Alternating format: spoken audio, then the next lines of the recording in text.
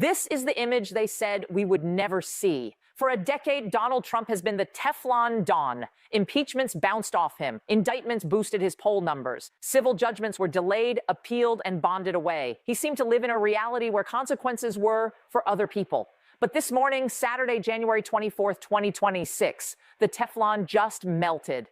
Breaking news out of New York City has plunged the American presidency into a state of absolute chaos. A New York State Supreme Court justice has just issued an order for the immediate execution of judgment against the Trump Organization. This isn't a threat. This isn't a warning. This is a seizure order. As we speak, the New York City Sheriff's Office, the agency responsible for enforcing civil judgments, is reportedly preparing to serve foreclosure notices on some of the most iconic properties in the Trump portfolio. We are talking about 40 Wall Street. We are talking about the Trump Tower commercial spaces. We are arguably talking about the private jet. Why now? Why when he is sitting in the Oval Office? Because the financial contagion we talked about yesterday, the Japan bond crash, has claimed its first high-profile victim, the bonding agency that was securing Trump's massive civil fraud appeal. The liquidity crisis in Tokyo caused a margin call in New York.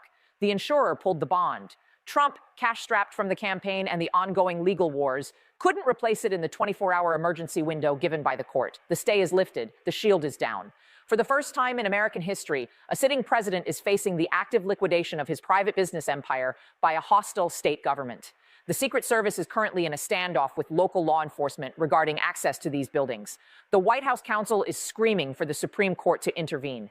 And the president is reportedly apoplectic, threatening to federalize the National Guard to protect his property. We are watching the collision of capitalism, the Constitution, and the crash. In this special report, we are going to break down exactly how this happened.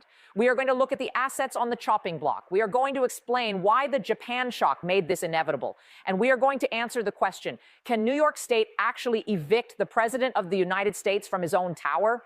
Buckle up. History is being written in real time. To understand why the sheriff is moving today, we have to understand the financial plumbing that failed last night.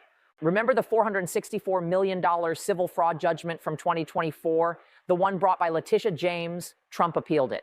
To stop the seizure of his assets while the appeal played out, he had to post a bond. A surety company stepped in, vouched for him, and put up the guarantee. For 2 years, that bond held. It was the dam holding back the floodwaters. But yesterday, the global financial system shook. The Japanese bond market crashed. The yen carry trade unwound. Trillions of dollars in liquidity evaporated from the global banking system in hours. It turns out, according to leaked reports from the Wall Street Journal, the reinsurance consortium backing Trump's appeal bond was heavily exposed to Japanese commercial debt. When Tokyo collapsed, their balance sheet imploded.